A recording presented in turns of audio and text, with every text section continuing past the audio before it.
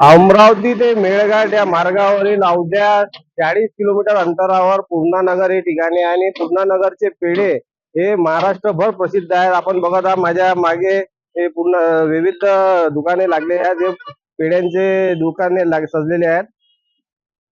विदर्भाचे नंदनवन असलेले चिखलदरा आणि तिथं जायसाठी प्रत्येक पर्यटक या ठिकाणाहून पेढे खरेदी करतात आणि पुढील प्रवासात जातात. आपल्यासोबत काही पेढे व्यावसायिक आहे, आपण जाणून घेऊ त्यांच्याविषयी, पेढ्यांविषयी. काय सांगाल, हे पेढे पूर्ण विदर्भात महाराष्ट्रभर प्रसिद्ध आहेत, काय सांगाल?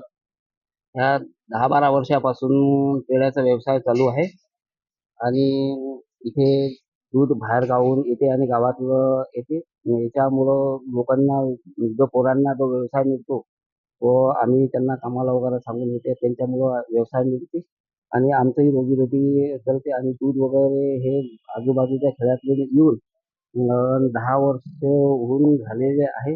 तरी हा पेढा पूर्णनगर येथून प्रसिद्ध झालेला आहे.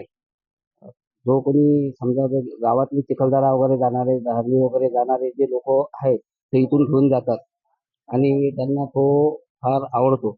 आणि हा दूध आणि साखर याच्यामध्ये काही भेसळ वगैरे काही नाही आहे. भाऊ, कशा प्रकारची पेढ्याची निर्मिती करता आपण सकाळपासून, म्हणजे काय काय याला साधनं लागतात? त्याला आम्ही दूध बोलावतो. आमच्याकडे 150 लिटर दूध असते. एका काळीला 15 लिटर दूध असते. एका काळीला 3 घंटे लागते कळीला आणि त्यांच्यानंतर थंड व्हायला त्याला अर्धा एक घंटा खाते. त्यांच्यानंतर आम्ही पुरशी करतो पेढे बनवायची. मग त्याला एका काळीला 3 घंटे लागते आम्हाला. पण भरपूर मेहनत आहे त्याच्यामध्ये. थंड करणे, गरम करणे, थंड करून मग बांधणे. मग गिऱ्हाईकाला चव लागली म्हणून ती पेढे घेते आमची प्रसिद्ध. मी या व्यवसाय 10 वर्षापासून करत आहे.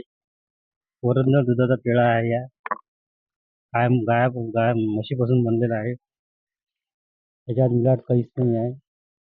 येणाऱ्या जाणारे लोक इथे येत असतात. इथं चिखलदरा जाणारे, अमरावती, यवतमाळ, परतवाडा जातात लोक, येतात. आमचा पेढा खूप मशहूर आहे.